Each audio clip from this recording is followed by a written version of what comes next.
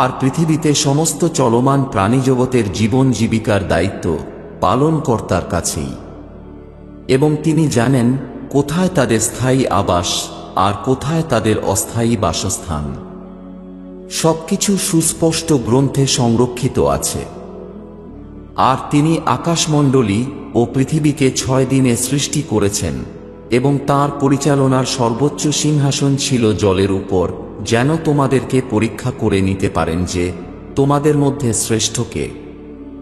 আর আপনি যদি তাদেরকে বলেন যে মৃত্যুর পর তোমাদেরকে জীবিত করা হবে, তখন অবিশ্বাসীরা অবশ্যই বলবে এটা সুস্পষ্ট জাদু ছাড়া আর কিছুই নয়। আর যদি আমি তাদের শাস্তি একটি নির্দিষ্ট সময়ের জন্য বিলম্বিত করি, তখন তারা অবশ্যই বলবে কি কারণে বাধাপ্রাপ্ত হল। স্মরণ করো যেদিন যা তাদের উপর উপস্থিত হবে, তখন তা প্রত্যাবর্তন করা হবে না, এবং তাদেরকে সেটা আবদ্ধ করে ফেলবে যার তারা ঠাট্টা বিদ্রূপ করত। আর যদি আমি মানুষকে আমার পক্ষ থেকে অনুগ্রহের স্বাদ আস্বাদন করাই, অতঃপর তা তার কাছ থেকে ছিনিয়ে নিই, তবে তখন সে অত্যন্ত নিরাশ ও অকৃতজ্ঞ হয়। আর যদি তার উপর আপতিত দুঃখ কষ্টের পরে তাকে সুখ ভোগ করতে দিই, তবে সে বলতে থাকে যে আমার অমঙ্গল দূর হয়ে গেছে, আর সে আনন্দে আত্মহারা হয়, দাম্ভিকতায় উদ্যত হয়ে পড়ে। কিন্তু যারা ধৈর্য ধারণ করে এবং সৎ কাজ করে, তাদেরই জন্য রয়েছে ক্ষমা ও মহাপুরস্কার। আপনি কি আপনার প্রতি অবতীর্ণ প্রত্যাদেশের কিছু অংশে অমনোযোগী হয়ে যাবেন, এবং আপনার বক্ষ সংকুচিত হয়ে যাবে শুধুমাত্র এই কারণে যে তারা বলে তাদের উপর ধনভাণ্ডার কেন অবতীর্ণ হয়নি, বা কেন তাদের সাথে কোনো প্রভুদূত আসেনি? আপনি কেবল সতর্ক করছেন এবং প্রভু সবকিছুর উপর সজাগ দৃষ্টি রাখেন। অথবা তারা কি বলে যে এই ব্যক্তি নিজেই এই গ্রন্থ রচনা করেছেন? বলুন, তোমরা যদি এই দাবিতে সত্যবাদী হও, তাহলে তোমরাও অনুরূপ 10টি অধ্যায় অবতীর্ণ করে দেখাও। আর নিঃসন্দেহে প্রতিপালককে পরিত্যাগ করে যাকে আহ্বান করতে ইচ্ছা হয় তাকে ডাকো। এখন যদি তারা তোমাদের ডাকে সাড়া না দেয়, তবে বুঝে নাও যা কিছুই অবতীর্ণ হয়েছে তা প্রতিপালকের জ্ঞান ও ক্ষমতার দ্বারা অবতীর্ণ হয়েছে, এবং এটাও যে প্রতিপালক ব্যতীত অন্য কোনো উপাস্য নেই। এখন কি তোমরা ইসলাম গ্রহণ করবে আর এই সত্যকে কি স্বীকার করবে? আর যারা শুধু পার্থিব জীবন ও এর সৌন্দর্য কামনা করে, আমি তাদেরকে তাদের প্রচেষ্টার পূর্ণ প্রতিদান দিয়ে থাকি, আর তাদেরকে কম দেওয়া হবে না। এরা সেই মানুষজন যাদের জন্য পরকালে নরকের আগুন ছাড়া কিছুই বরাদ্দ নেই। আর তারা যা ইহকালে করেছিল তা ব্যর্থ হয়ে যাবে, আর তারা যা কিছু করত সবই বৃথা হয়ে যাবে। যার কাছে তার পালনকর্তার পক্ষ থেকে অবতীর্ণ সুস্পষ্ট প্রমাণ রয়েছে, ও যাকে তার একজন প্রত্যক্ষদর্শী অনুসরণ করে, এবং তার পূর্বে ছিল মূসার ঐশী গ্রন্থ, যা অনুগ্রহ ও পথপ্রদর্শক স্বরূপ, তারাই হল যারা এতে বিশ্বাস রাখে, এবং বিভিন্ন উপদল থেকে যারা একে অস্বীকার করবে তার জন্য নরকের প্রতিশ্রুত আবাস রয়েছে। খবরদার, এতে সন্দেহ করো না। এটা তোমার রবের পক্ষ থেকে অবতীর্ণ সত্য, কিন্তু অধিকাংশ মানুষ তা বিশ্বাস করে না। আর সেই ব্যক্তির চেয়ে বড় নিষ্ঠুর আর কে হবে যে প্রতিপালকের প্রতি মিথ্যা অপবাদ দেয়? এমন মানুষকে তাদের পালনকর্তার সমীপে হাজির করা হবে, আর সাক্ষীরা সাক্ষ্য প্রদান করবে যে এরা সেসব ব্যক্তিবর্গ যারা তাদের পালনকর্তার প্রতি মিথ্যা অপবাদ দিয়েছে। সাবধান, এই নিষ্ঠুরদের উপর প্রতিপালকের অভিশাপ অবধারিত। যারা পালনকর্তার পথ থেকে বাধাদান করে থাকে ও তাতে পথভ্রষ্ট করতে চায় এবং পরকালকে অস্বীকার করে, তারা পৃথিবীতে ব্যর্থ করতে পারে না, আর না তাদের প্রতিপালক ছাড়া অন্য কোনো অভিভাবক রয়েছে। তাদের জন্য শাস্তিকে দ্বিগুণ করা হবে, কারণ তারা না শ্রবণ করত আর না এর প্রতি দৃক্পাত করত। এরা সেই সব মানুষজন যারা নিজেদের ক্ষতিগ্রস্ত করেছিল, আর তারা যে অপবাদ দিয়েছে তা তাদের কাছে পরিত্যাগ করেছে। নিঃসন্দেহে এরাই পরকালে সর্বাধিক ক্ষতিগ্রস্ত হবে। নিশ্চয়ই যারা বিশ্বাস স্থাপন করে ও সুকর্ম করেছে এবং অসহায় ও অভাবের মাঝে বিরাজ করেও তাদের পালনকর্তার সামনে মাথা নত করেছে, তারাই স্বর্গবাসী, তারা সেখানে চিরকাল ধরে থাকবে। এই দুই দলের উদাহরণ এমন যে একজনের শ্রবণ শক্তি ও দৃষ্টিশক্তি নেই আর অন্যজনের তা আছে। এখন এরা দুজন কি সমান হতে পারে? তোমরা কি তা বিবেচনা করো না? নিশ্চয়ই আমরা নূহকে তার সম্প্রদায়ের কাছে প্রেরণ করেছিলাম। তিনি তাদের বলেছিলেন, হে লোক সকল, আমি তোমাদের প্রকাশ্য সতর্ককারী, আর পালনকর্তা ব্যতীত অন্য কারো উপাসনা করো না। আমি তোমাদের জন্য এক ভয়াবহ দিনের শাস্তির আশঙ্কা করছি। এই বিষয়ে তার সম্প্রদায়ের নেতা, যে অবিশ্বাসী ছিল, সে বলল, আমরা আপনার মধ্যে বিশেষ কিছুই দেখি না, আপনি আমাদের মতই একজন মানুষ। আর আমরা দেখতে পাচ্ছি যে যারা আপনাকে অনুসরণ করেছে তারা আমাদের মধ্যে সবচেয়ে ঘৃণ্যতম, আর আমরা আপনার মধ্যে কোনো শ্রেষ্ঠত্ব দেখতে পাই না, কিন্তু আপনি একজন মানুষ এবং আমরা আপনাকে মিথ্যাবাদী মনে করি। নূহ বললেন, হে আমার সম্প্রদায়, তোমরা কি ভেবে দেখেছ, যদি আমার কাছে আমার প্রভুর পক্ষ থেকে প্রেরিত স্পষ্ট যুক্তি প্রমাণ থাকে এবং তিনি আমাকে তাঁর যে অনুগ্রহ দান করেছেন যা তোমাদের কাছে অদৃশ্য, আমি কি তা তোমাদের উপর জোর করে চাপিয়ে দেব, যদিও বা তোমরা তা অপছন্দ করো? হে আমার সম্প্রদায়, আমি এর জন্য তোমাদের কাছে কোনো প্রতিদান চাই না। আমার প্রতিদান প্রতিপালকের কাছে গচ্ছিত রয়েছে, এবং যারা বিশ্বাস স্থাপন করেছে আমি তাদেরকে আমার নিকট থেকে দূরে সরিয়ে দিতে পারব না। নিশ্চয়ই তারা তাদের পালনকর্তার সান্নিধ্যে উপস্থিত হতে যাচ্ছে, কিন্তু আমি দেখছি যে তোমরা অজ্ঞতাবশত কাজ করছ। হে আমার সম্প্রদায়, আমি যদি তাদেরকে আমার কাছ থেকে বিতাড়িত করি, তাহলে প্রতিপালকের মোকাবিলায় কে আমাকে সাহায্য করবে? তোমরা কি এতটুকুও বিবেচনা করো না?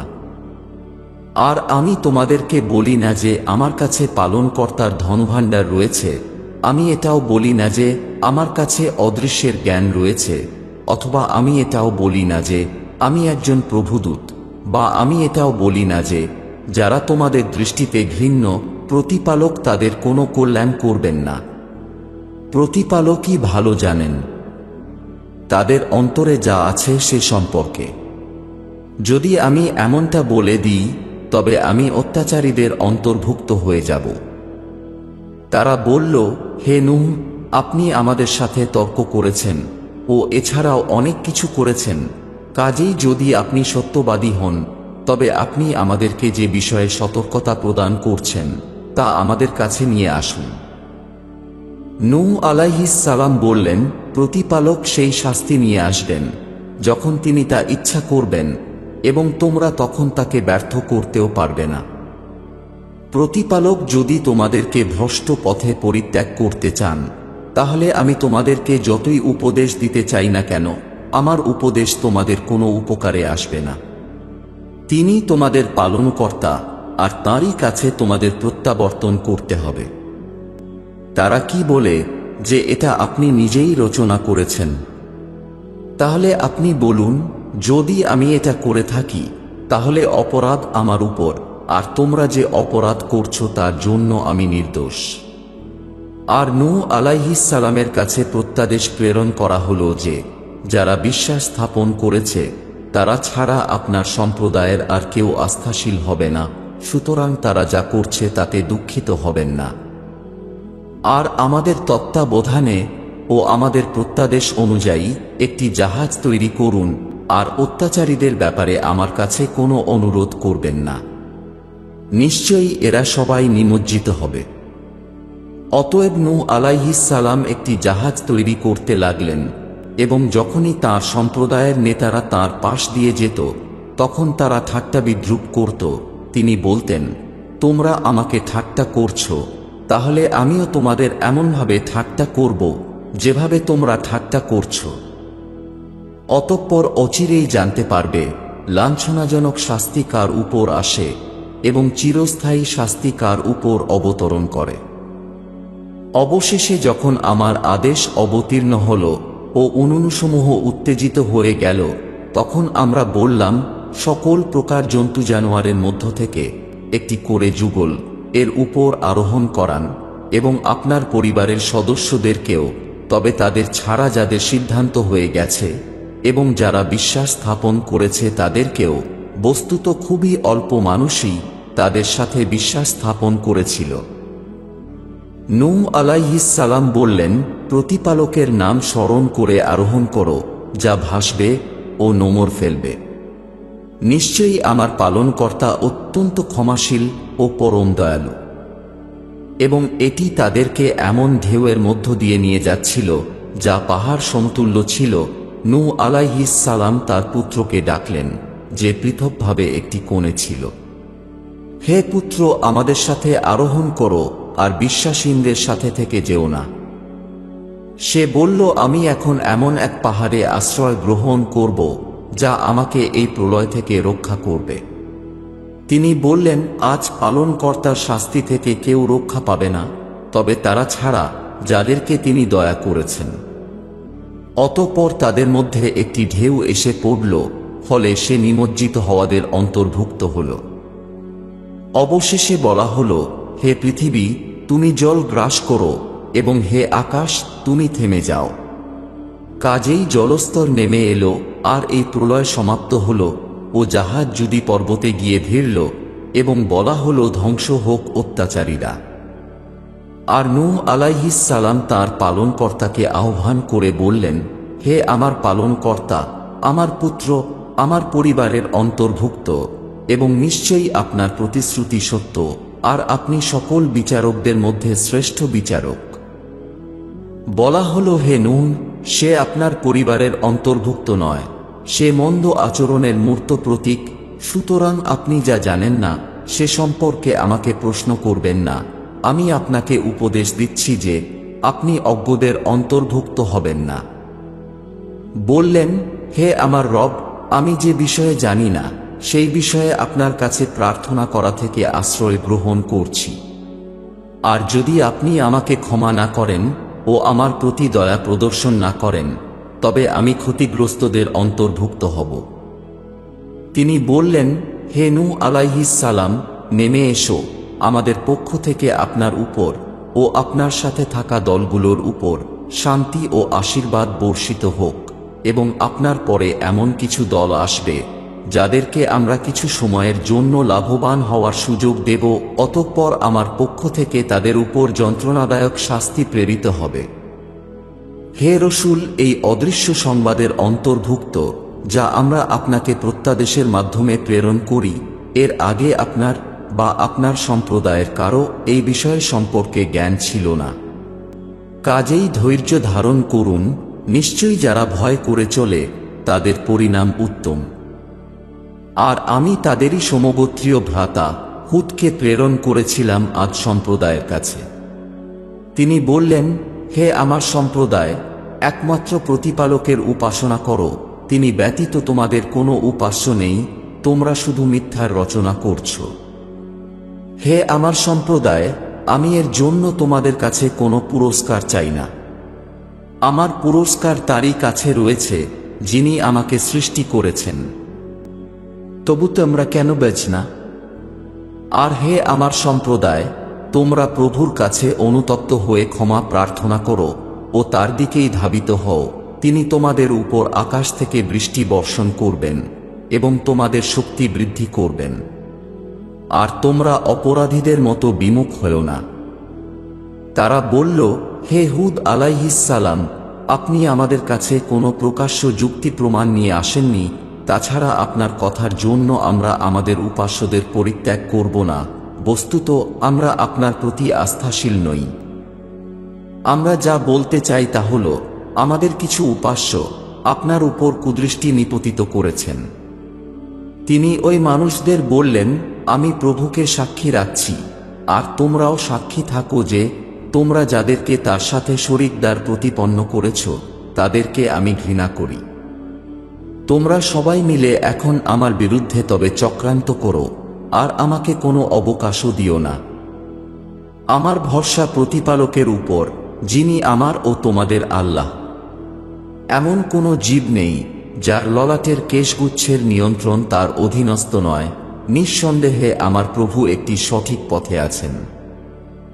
যদিও তোমরা এই বিষয় থেকে মুখ ফিরিয়ে নাও, আমি তোমাদের কাছে সেই বার্তা পৌঁছে দিয়েছি যা সহ আমি তোমাদের কাছে প্রেরিত হয়েছিলাম। কাজেই এখন যদি তোমরা এ বার্তা গ্রহণ না করো, তাহলে আমার প্রতিপালক তোমাদের স্থলে অন্য কোনো সম্প্রদায়কে নিয়ে আসবেন, আর তোমরা তার কোনো ক্ষতি করতে পারবে না। নিশ্চয়ই আমার প্রতিপালক প্রত্যেকটি বিষয়বস্তুর প্রতিরক্ষাকারী। আর যখন আমাদের আদেশ উপস্থিত হল, তখন আমরা হুদ আলাইহিস সালামকে ও যারা তাঁর সাথে বিশ্বাস স্থাপন করেছিল তাদেরকে অনুগ্রহের মাধ্যমে মুক্তি প্রদান করলাম এবং এক কঠিন শাস্তি থেকে রক্ষা করলাম।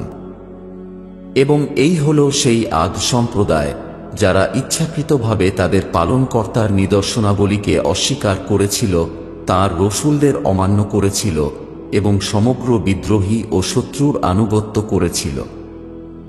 কাজেই তাদের পিছু নিয়েছিল ইহকালে ও পরকালে এক অভিশাপ।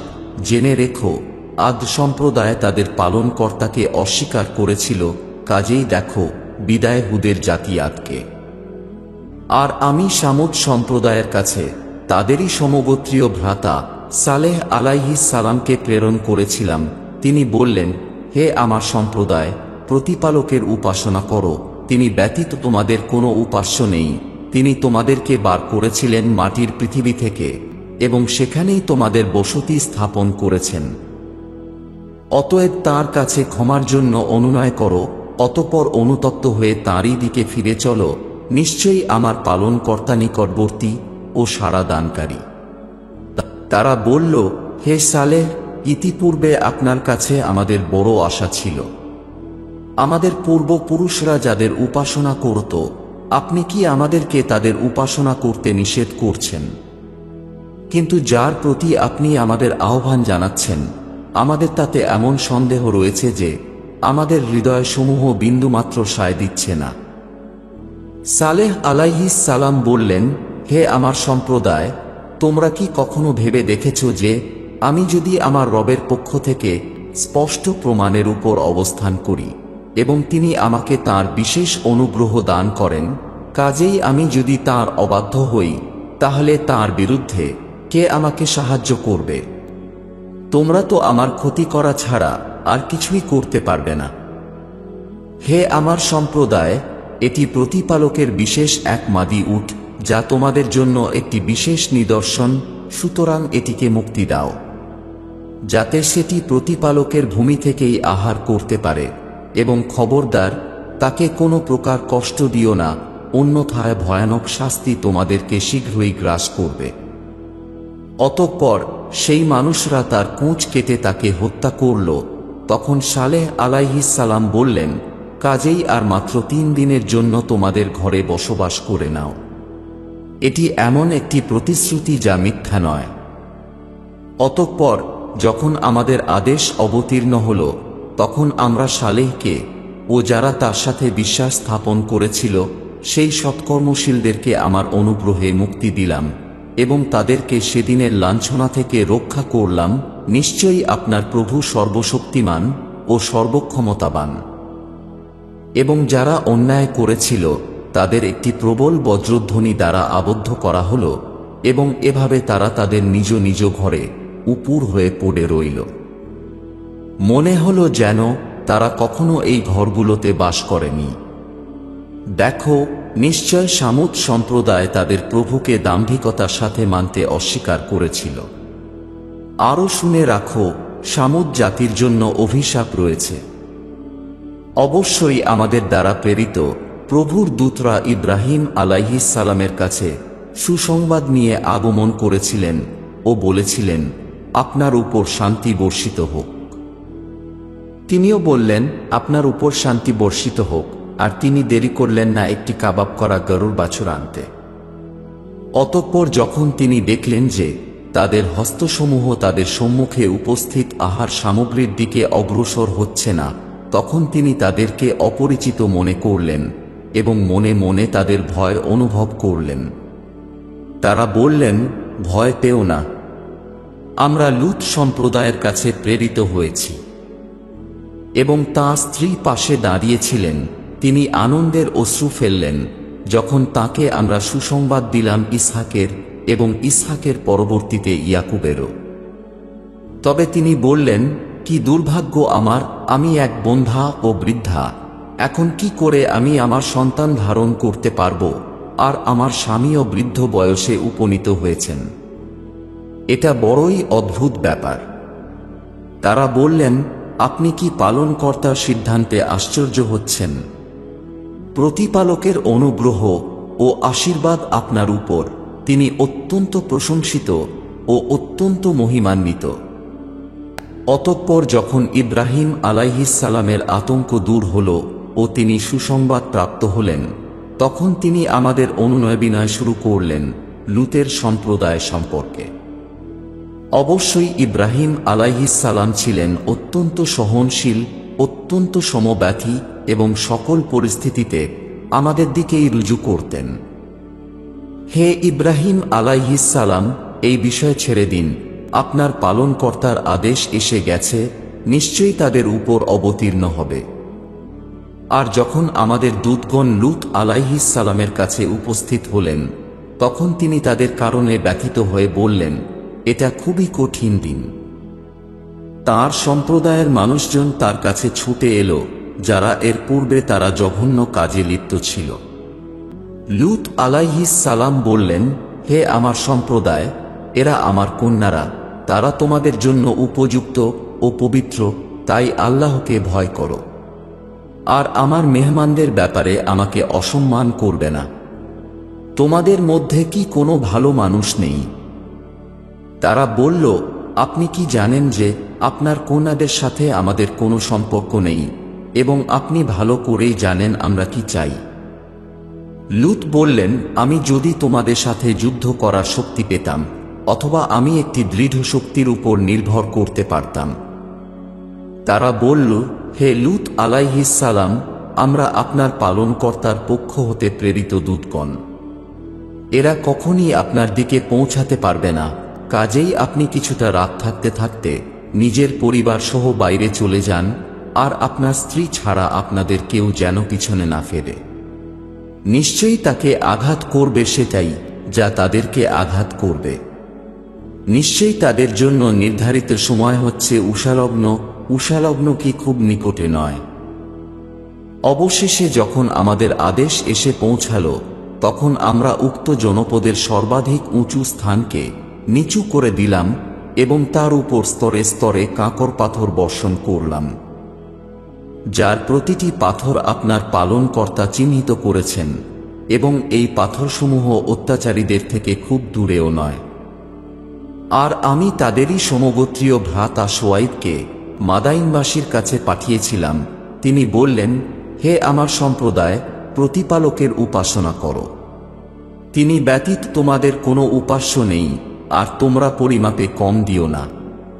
আমি তোমাদেরকে ভালোভাবে দেখছি, আর আমি ভয় পাচ্ছি যে শাস্তির এমন দিন না আসে যা সবাইকে আবদ্ধ করে ফেলবে। আর হে আমার সম্প্রদায়, ন্যায় ও ন্যায্যতার সাথে যা পরিমাপ করা হয় তা করো, আর মানুষকে তাদের দ্রব্যাদি পরিমাণে কম দিও না, এবং পৃথিবীতে বিশৃঙ্খলার জন্ম দিও না। প্রতিপালক প্রদত্ত যা অবশিষ্ট থাকে সেটাই তোমাদের জন্য অতি উত্তম, যদি তোমরা আস্থাশীল হয়ে থাকো। আর আমি তোমাদের পাহারাদার নই।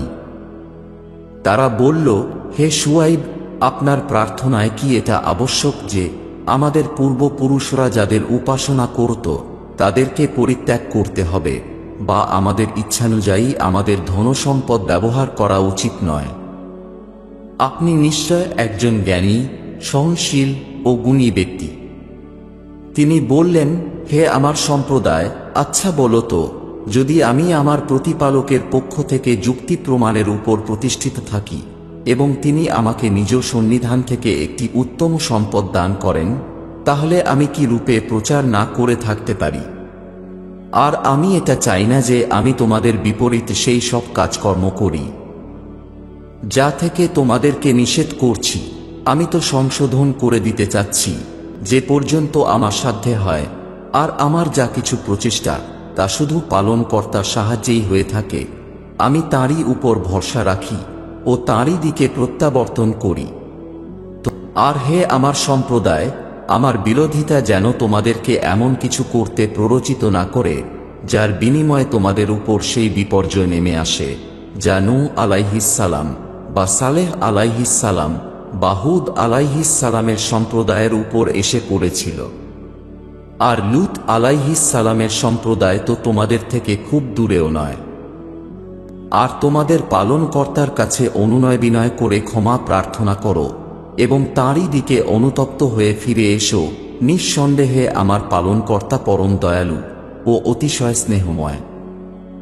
তারা বলল, হে শুআয়ব, আপনি যা বলছেন তার অধিকাংশই আমরা বুঝতে পারি না, এবং আমরা আপনাকে আমাদের মধ্যে একজন দুর্বল ব্যক্তি হিসাবে দেখি, এবং যদি আপনার সম্প্রদায় না থাকত তাহলে আমরা আপনাকে পাথর মারতাম। আর আমাদের দৃষ্টিতে আপনি মর্যাদাবান ব্যক্তি নন। তিনি বললেন, হে আমার সম্প্রদায়, আমার গোত্র তোমাদের কাছে প্রতিপালকের থেকেও কি বেশি সম্মানিত, যাকে তোমরা প্রত্যাখ্যান করেছ? তোমরা যা কিছু করছ আমার পালনকর্তা তা পরিবেষ্টন করে রেখেছেন। আর হে আমার সম্প্রদায়, তোমরা নিজেদের অবস্থানে কাজকর্ম করে যাও, আর আমিও আমার মতো কাজকর্ম করতে থাকি। খুব শীঘ্রই তোমরা জানতে পারবে কার উপর শাস্তি আসবে যা তাকে লাঞ্ছিত করবে, আর কে মিথ্যাবাদী। আর তোমরা অপেক্ষা করো, আমিও তোমাদের সাথে অপেক্ষা করছি। আর যখন আমাদের আদেশ উপস্থিত হল, তখন আমি শুআয়বকে ও যারা তাঁর সাথে বিশ্বাস স্থাপন করেছিল তাদেরকে আমার বিশেষ অনুগ্রহে রক্ষা করলাম, এবং যারা অন্যায় বিচার করেছিল তাদের এক ভয়ানক বজ্রপাত দ্বারা আবদ্ধ করলাম। কাজেই তারা নিজ নিজ বাড়িতে মৃত অবস্থায় পড়ে রইল। দেখে মনে হল যেন তারা সেখানে কখনো বসবাসই করেনি। দেখো, যেভাবে সামুদ সম্প্রদায়কে বিদায় করা হয়েছিল অনুরূপভাবে মাদাইনবাসীকেও বিদায় করা হল। আর আমি মূসাকে সুস্পষ্ট নিদর্শনাবলী ও সুস্পষ্ট কর্তৃত্ব সহ প্রেরণ করেছিলাম ফিরাউন ও তার অভিজাত শ্রেণীর কাছে, কিন্তু তারা ফিরাউনের আদেশ অনুসরণ করেছিল, যদিও ফিরাউনের আদেশ সঠিক ছিল না। বিচার দিবসে সে তার সম্প্রদায়ের অগ্রভাগে অবস্থান করতে থাকবে, আর এভাবেই তিনি তাদেরকে নরকের আগুনের দিকে নিয়ে যাবেন। তাদের পিছনে রয়েছে ইহকালের অভিশাপ, এবং পরকালে তাদের দেওয়া হবে কতই না নিকৃষ্ট উপহার। হে রসূল সাল্লাল্লাহু আলাইহি ওয়াসাল্লাম, এই বসতিদের কিছু খবর আমরা আপনাকে বর্ণনা করছি, যার মধ্যে কিছু এখনো দাঁড়িয়ে আছে এবং কিছু বসতির বিনাশ হয়েছে। আর আমি তাদের প্রতি অত্যাচার করিনি, বরং তারা নিজেরাই নিজেদের প্রতি অবিচার করেছিল। আর যখন আপনার পালনকর্তার আদেশ উপস্থিত হল, তখন তাদের উপাস্যগুলো তাদের কোনো উপকার করল না, যাদেরকে তারা প্রতিপালক ব্যতীত স্মরণ করত। বস্তুত তারা তাদের ধ্বংসের বৃদ্ধি ছাড়া আর কিছুই করেনি। আর যখন আপনার পালনকর্তা অত্যাচারী জনপদসমূহ দখল করেন, তখন তার আবদ্ধকরণ এমনই হয়ে থাকে, তার আবদ্ধকরণ অতি বেদনাদায়ক ও বড়ই কঠিন।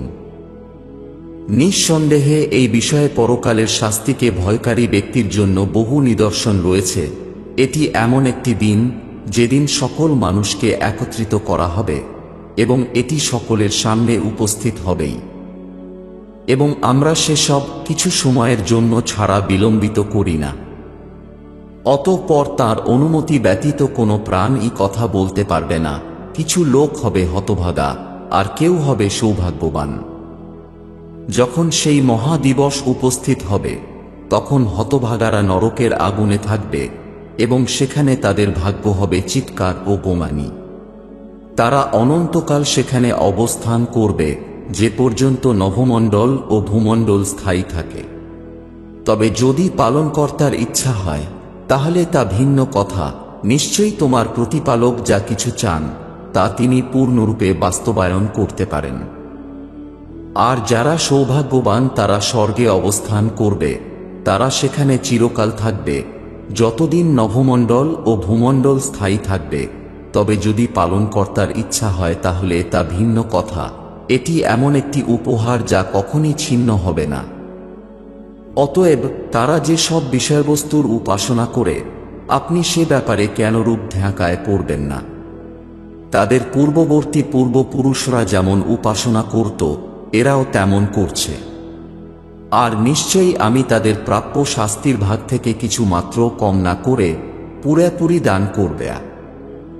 আর অবশ্যই আমি মূসাকে ঐশী গ্রন্থ প্রদান করেছিলাম, কিন্তু তা নিয়ে বিতর্ক দানা বাঁধল।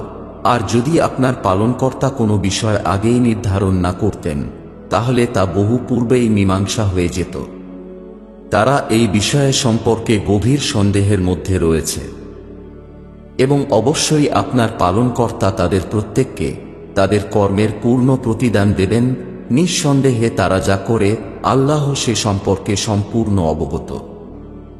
অতএব আপনি ও আপনার সাথে যারা ফিরেছে সকলেই দৃঢ়প্রত্যয়ী থাকুন যেভাবে আপনাকে আদেশ করা হয়েছে। আর সীমা লঙ্ঘন করবেন না। আপনারা যা কিছু করছেন নিশ্চয়ই তিনি তার প্রতি সজাগ দৃষ্টি রাখেন। আর সাবধান, অত্যাচারীদের দিকে ফিরে যেও না, অন্যথায় তোমাদেরকে নরকের আগুন স্পর্শ করবে এবং প্রতিপালক ছাড়া তোমাদের কোনো অভিভাবক থাকবে না ও তোমাদেরকে সাহায্য করা হবে না। দিনের উভয় প্রান্তে এবং রাতের উভয় প্রান্তে নামাজ প্রতিষ্ঠা করো। শুভ কাজ নিশ্চয়ই মন্দ কাজকে দূর করে দেয়। এটি এক স্মরণীয় উপদেশ তাদের জন্য যারা স্মরণকারী। আর ধৈর্য ধারণ করুন, নিশ্চয়ই প্রতিপালক সৎকর্মশীলদের প্রতিদান নষ্ট করেন না। কাজেই তোমাদের পূর্ববর্তী জাতিগুলির মধ্যে এমন সৎকর্মশীল কেন রইল না যারা পৃথিবীতে বিপর্যয় সৃষ্টি করতে বাধা দিত? তবে কতিপয় ব্যক্তি ছিল যাদেরকে আমি তাদের মধ্য হতে রক্ষা করেছি। আর পাপিষ্ঠরা তো ভোগ বিলাসে মত্ত ছিল, যার সামগ্রী তাদেরকে যথেষ্ট দেওয়া হয়েছিল। আসলে তারা ছিল মহা অপরাধী। আর তোমার পালনকর্তা এমন নন যে তিনি জনপদগুলোকে অন্যায়ভাবে ধ্বংস করবেন যেখানে তাদের অধিবাসীরা সৎকর্মশীল। তোমার পালনকর্তা যদি ইচ্ছা করতেন তাহলে তিনি সমস্ত মানুষকে একই সম্প্রদায়ে পরিণত করতেন, কিন্তু তারা পরস্পর মতভেদ করতেই থাকবে। তবে তারা ব্যতীত যাদের উপর তোমার পালনকর্তা অনুগ্রহ বর্ষণ করেছেন তাদের তো সৃষ্টি করা হয়েছে করুণা বর্ষণের জন্যই। আর তোমার পালনকর্তার কথাই পূর্ণ হল যে অবশ্যই আমি নরককে জিন ও মানুষ দ্বারা একযোগে পরিপূর্ণ করব।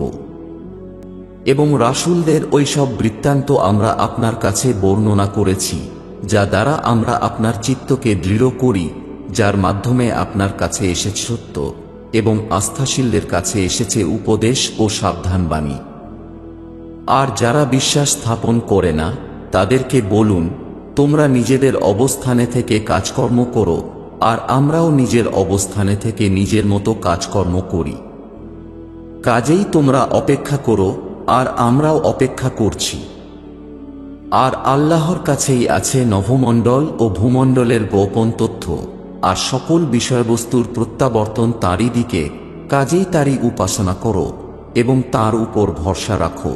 আর তোমাদের কার্যকলাপ সম্বন্ধে তোমাদের পালনকর্তা কিন্তু অসচেতন নন। শুরু করছি অসীম ক্ষমাশীল ও নিরন্তর দয়ালু প্রতিপালকের নামে। আলিফ লাম রা, এগুলো সুস্পষ্ট গ্রন্থের নিদর্শন। অবশ্যই আমি একে আরবি ভাষায় কুরআন হিসাবে অবতীর্ণ করেছি যাতে তোমরা বুঝতে পারো। আমরা কুরআন থেকে তোমার কাছে চমৎকার বর্ণনাগুলো ব্যাখ্যা করব যা আমরা প্রত্যাদেশ স্বরূপ অবতীর্ণ করেছি, যদিও এর আগে আপনি ছিলেন অসচেতনদের অন্তর্ভুক্ত।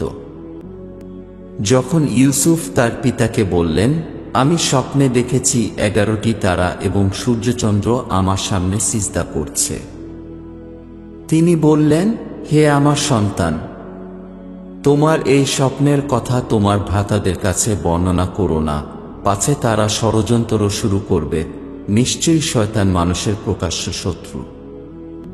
এবং এইভাবে তোমার পালনকর্তা তোমাকে মনোনীত করবেন এবং তোমাকে স্বপ্নের ব্যাখ্যার জ্ঞান দান করবেন এবং তোমার ও ইয়াকুব আলাইহিস সালামের পরিবারের উপর তাঁর সমৃদ্ধি পূর্ণ করবেন, যেমনটি তোমার পিতামহ ও প্রপিতামহ যথাক্রমে ইসহাক ও ইব্রাহিমের উপর করেছিলেন।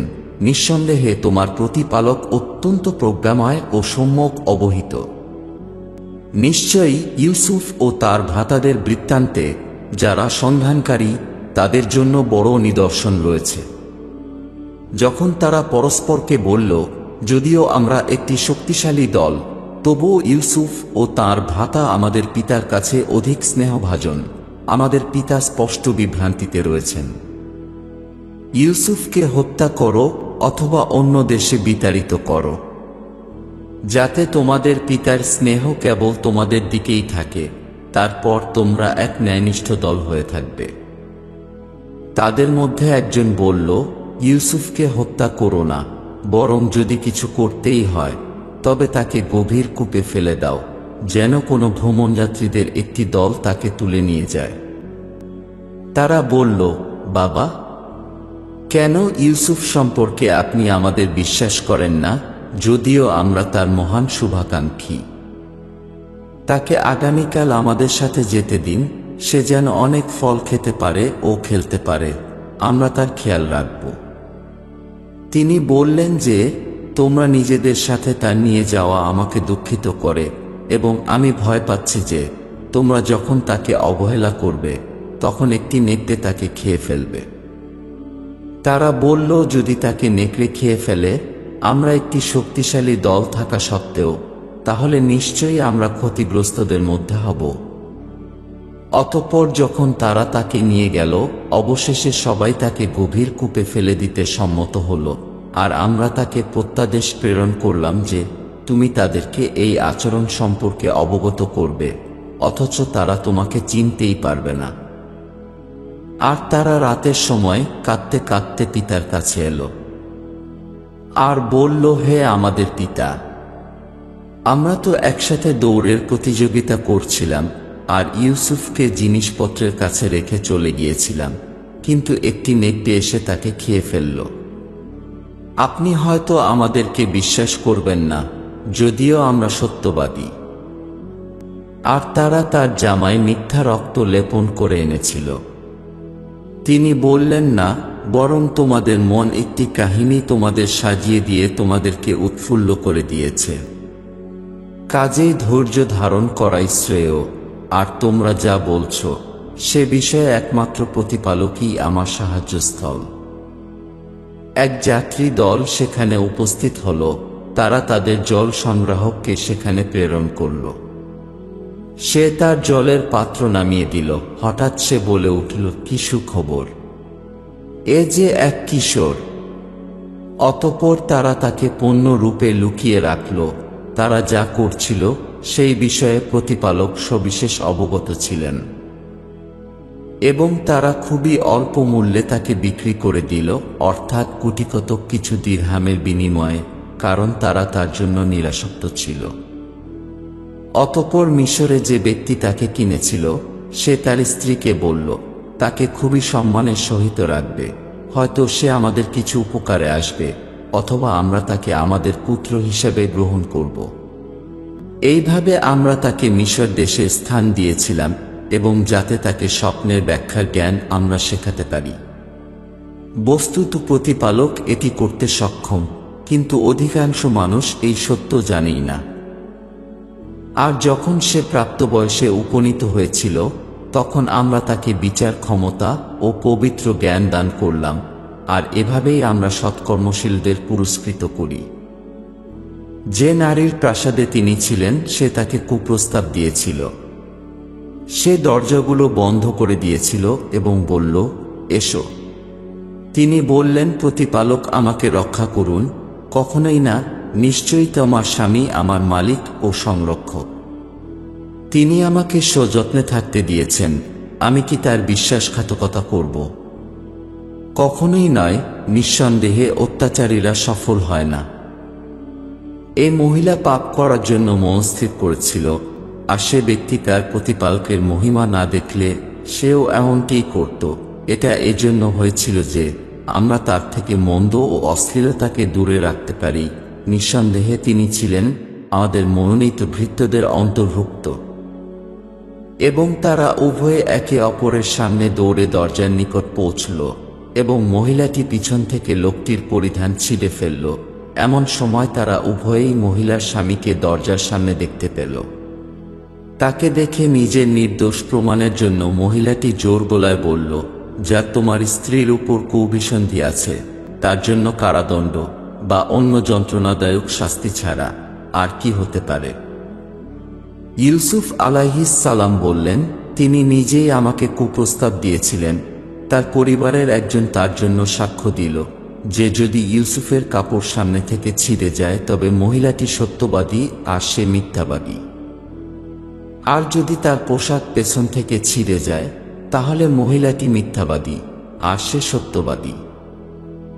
অতঃপর যখন সে দেখল যে ইউসুফের পরিধান পেছন থেকে ছিঁড়ে গেছে, তখন সে মহিলাকে বলল, এটা তোমার ছলনা, তোমাদের ছলনা সত্যিই অদ্ভুত। অতঃপর তিনি ইউসুফকে বললেন, হে ইউসুফ, তাকে ক্ষমা করে দাও। এবং তার স্ত্রীকে বললেন, তোমার পাপের জন্য ক্ষমা প্রার্থনা করো, কারণ নিশ্চয় তুমি ভুল করেছিলে। অবশেষে শহরের মহিলারা বলতে শুরু করল যে সেনাপতির স্ত্রী তার নিজের দুষ্টুমির জন্য তার বালক দাসকে কুপ্রস্তাব দিয়েছিল, সে তার প্রেমকে সম্মোহিত করেছে।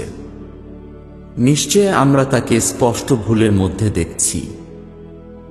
যখন সে তাদের চক্রান্ত শুনল, তখন তাদেরকে ডেকে পাঠালো এবং তাদের জন্য একটি ভোজ সভার আয়োজন করল।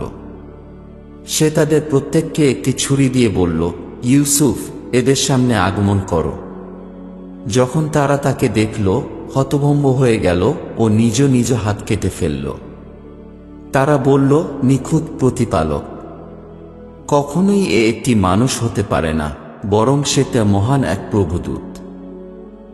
সেনাপতির স্ত্রী বলল, এই সেই ব্যক্তি যার সম্পর্কে তোমরা আমাকে দোষারোপ করতে। নিঃসন্দেহে আমি তাকে কুপ্রস্তাব প্রদান করি, কিন্তু সে আত্মনিয়ন্ত্রণকারী।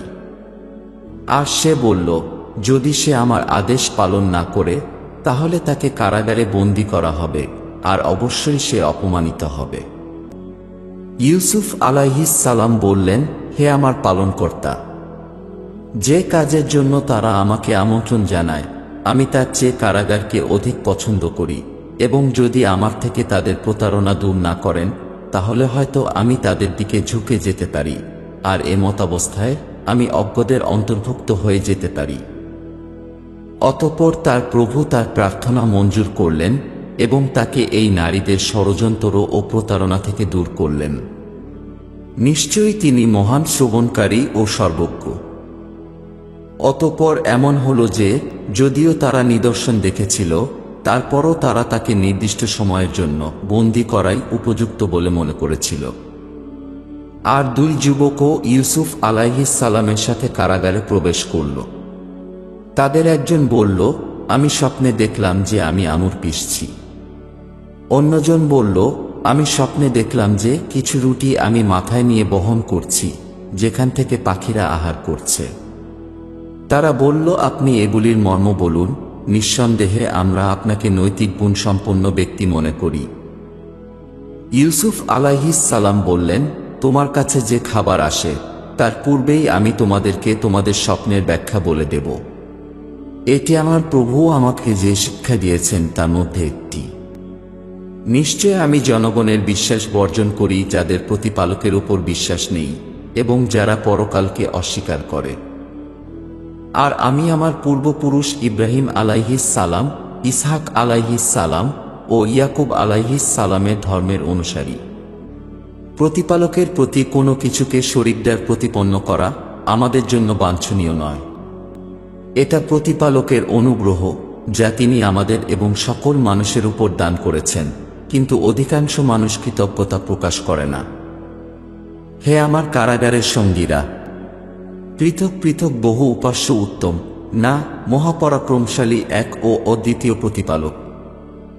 তোমরা প্রতিপালককে পরিত্যাগ করে নিজ কতগুলো নামের উপাসনা করো, যেগুলো তোমরা ও তোমাদের পিতা পিতামহরা নামকরণ করে নিয়েছে। প্রতিপালক এদের সপক্ষে কোনো প্রমাণ অবতীর্ণ করেননি, প্রভু ব্যতীত কারো দিশানির্দেশ প্রদান করার ক্ষমতা নেই। তিনিই আদেশ দিয়েছেন যে তিনি ব্যতীত অন্য কারো উপাসনা করো না। এটাই সঠিক পথ, কিন্তু অধিকাংশ লোক তা জানে না। হে আমার কারাগারের দুই সাথী, তোমাদের মধ্যে একজন সে হবে যে তার মালিককে মদ্য প্রদান করবে, এবং অন্যজনকে শুলে ঝুলিয়ে দেওয়া হবে, এবং শকুন তার মস্তক থেকে ঠুকরে ঠুকরে খাবে। তোমরা যা জিজ্ঞাসা করতে চাইছ তা ইতোমধ্যেই নির্ধারিত করা হয়ে গেছে। এখন ইউসুফ আলাইহিস সালাম তাদের একজনকে বললেন, যার সম্পর্কে তিনি বিশ্বাস করেছিলেন যে সে মুক্তি পাবে। তিনি তাকে বললেন সে যেন তার মালিকের কাছে গিয়ে আমার কথা উল্লেখ করে। কিন্তু শয়তান তাকে তার মালিকের কাছে এই কথা উল্লেখ করতে ভুলিয়ে দেয়। কাজেই ইউসুফ আরও বহু বছর কারাগারে অবস্থান করেন। একদিন সম্রাট বলল, আমি স্বপ্নে দেখলাম 7টি হৃষ্টপুষ্ট গাভীকে 7টি দুর্বল গাভী খেয়ে ফেলছে, এবং 7টি সবুজ শীষ ও 7টি শুকনো শীষ। হে সভাসদগণ, তোমাদের অভিমত জানাও আমার স্বপ্ন সম্পর্কে, যদি তোমরা স্বপ্নের ব্যাখ্যায় পারদর্শী হয়ে থাকো। তারা বলল, এগুলো হলো কল্পনাপ্রসূত স্বপ্ন ও চিন্তা, এবং এরূপ স্বপ্নের অর্থ আমরা জানি না। তখন এই দুই বন্দীর মধ্যে যে ব্যক্তি মুক্তি পেয়েছিল এবং কিছু সময় পর মনে পড়ল, তখন সে বলল, আমি আপনাকে এই স্বপ্নের ব্যাখ্যা বলতে পারি, অতএব আমাকে এখন যেতে দিন। হে ইউসুফ, হে সত্যবাদী, 7টি মোটাতাজা গাভী সম্পর্কে আপনার অভিমত আমাকে জানান, যেগুলোকে 7টি ক্ষীণকায় গাভী খেয়ে ফেলে, এবং 7টি সবুজ শীষ ও অন্য 7টি শুকনো শীষ সম্পর্কে, যাতে আমি লোকদের কাছে ফিরে যেতে পারি, যেন তারা জানতে পারে। ইউসুফ আলাইহিস সালাম বললেন, তোমরা একটানা 7 বছর চাষাবাদ করবে, তারপর শীষ সমেত রেখে দেবে সেই ফসল, তবে হ্যাঁ, সামান্য অংশ আহারের জন্য নিয়ে নেবে যা তোমাদের প্রয়োজন। অতঃপর 7টি কঠিন বছর আগমন করবে, যা তোমরা তোমাদের জন্য যা কিছু সঞ্চয় করে রেখেছিলে তা খেয়ে ফেলবে, কিন্তু সামান্য কিছু অবশিষ্ট থাকবে, যা তোমরা সংরক্ষণ করবে বীজ হিসাবে। এরপরেই আসবে একটি বছর যখন মানুষ পরিত্রাণ লাভ করবে এবং তাদের জন্য বৃষ্টি বর্ষিত হবে। সম্রাট বলল, এই ব্যক্তিকে আমার কাছে উপস্থিত করো। কাজেই যখন সম্রাটের দূত তার কাছে এলো, তখন তিনি বললেন, তুমি তোমার সম্রাটের কাছে ফিরে যাও এবং তাকে জিজ্ঞাসা করো নারীদের সেই বিষয় সম্পর্কে যারা নিজেদের হাত কেটে ফেলেছিল, সেই বিষয়ের সত্যতা কি। নিঃসন্দেহে আমার প্রতিপালক তাদের চালাকি ও প্রতারণা সম্পর্কে সম্যকভাবে অবগত আছেন। সুতরাং সম্রাট সেই সমস্ত মহিলাদের ডেকে জিজ্ঞাসা করলেন, তোমাদের বিষয়টি কি ছিল যখন তোমরা ইউসুফকে কুপ্রস্তাব করেছিলে? তারা বলল, সকল প্রশংসা প্রতিপালকের জন্য, আমরা তার সম্পর্কে কোনো খারাপ কিছু জানি না। সেনাপতির স্ত্রী বলল, এখন সত্য প্রকাশিত হয়েছে, আমিই ছিলাম যে তাকে কুপ্রস্তাব দিয়েছিলাম, এবং নিশ্চয় তিনি সত্যবাদীদের অন্তর্ভুক্ত ছিলেন। এসব কিছু এই জন্য করেছি যাতে সে জানতে পারে যে আমি তার পিছনে তার সাথে বিশ্বাসঘাতকতা করিনি, এবং নিশ্চয়ই আল্লাহ বিশ্বাসঘাতকদের প্রতারণাকে সফল হতে দেন না। هديناه السبيل إما شاكرا